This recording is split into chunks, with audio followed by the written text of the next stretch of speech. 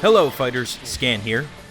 One of the more confusing aspects about fighting games are combo notations. They change from game to game and subgenre to subgenre, thus creating a tangled web of different terms and control schemes that often seems intimidating to decode. One of the more universal notation systems is Numpad Notation, also sometimes referred to as anime notation due to its prevalence amongst anime-inspired fighting games like Guilty Gear, BlazBlue, Melty Blood, and Under Night In-Birth. To explain how Numpad Notation works, I will be comparing it to another commonly seen notation type, that seen in the Street Fighter series. Numpad notation is called such as it refers to the buttons on a typical keyboard number pad as representations of the 8-way movement of a joystick. This is not to be confused with a telephone keypad, as this has a different layout. So, for example, 5 is standing still, 6 is moving forward, and 2 is crouching. It's important to note that the numbers used in this type of notation all assume that you are on the first player's side, facing towards the right.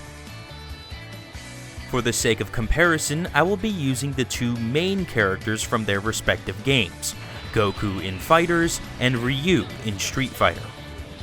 Dragon Ball FighterZ has 4 main button inputs: light, medium, heavy, and special. Street Fighter has 6: light punch, medium punch, heavy punch, light kick, medium kick, and heavy kick. If you see the number 5 before a move input, that means that you are inputting the standing, neutral version of an attack. So, a 5M in Dragon Ball FighterZ is the equivalent to something like a standing medium punch in Street Fighter.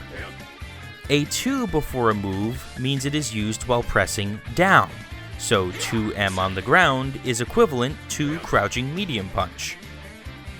There are also moves in fighters that require downward inputs while airborne, such as Goku's relauncher kick, which is notated then as J2H, or jumping 2H. In Dragon Ball FighterZ, the two directional input notations for specials you will be seeing the most are 236 and 214. If Goku inputs 236 light, he performs the light version of his Dragon Flash Fist. The equivalent of a 236 input in Street Fighter is quarter circle forward, or QCF. To Ryu, QCF plus a punch button is his Hadouken. So, 236 is simply a universal way to express this joystick motion without the need of translation from language to language. Likewise, 214 is the equivalent of quarter circle back. So, for Goku, 214 light is his light rapid kick rush, and for Ryu, quarter circle back plus kick is his Tatsu. One aspect that both of these notations have are the uses of greater than symbols and a double X symbol. The greater than symbol represents a chain combo, meaning you input one button right after the other with generally little need to worry about extremely specific timing. Pretty much the entirety of the combo system in Dragon Ball FighterZ works this way.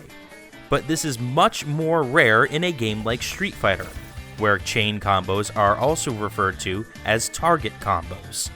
Ryu has a 3-hit chain combo that is usually notated this way. But if you were to use Numpad notation, this would be the equivalent. A pair of X's represents a cancel, usually in the form of canceling a normal attack into a special attack or a special into a super. Here's an example of a basic combo from Goku that uses both symbols.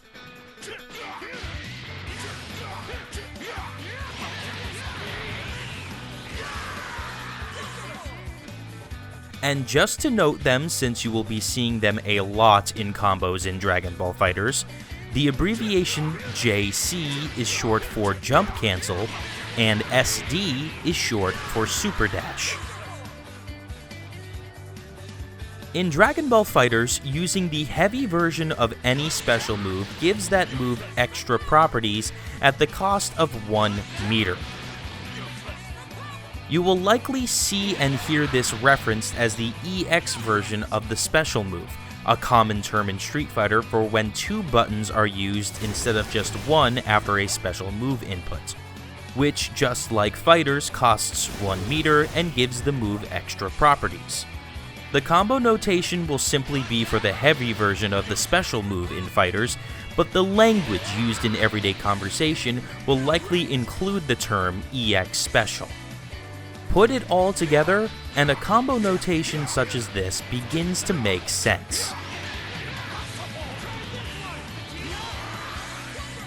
If you're at all like me, the numbers will seem confusing at first, but give it a little time and a good chunk of practice in the training room, and you will soon find that these notations become second nature. It's very useful to become accustomed to this style of directional notation should you choose to try out other fighting games in the future, as many of them rely on numpad notations to get past those language barriers. Thanks for watching. This has been Scan at GLHF TV.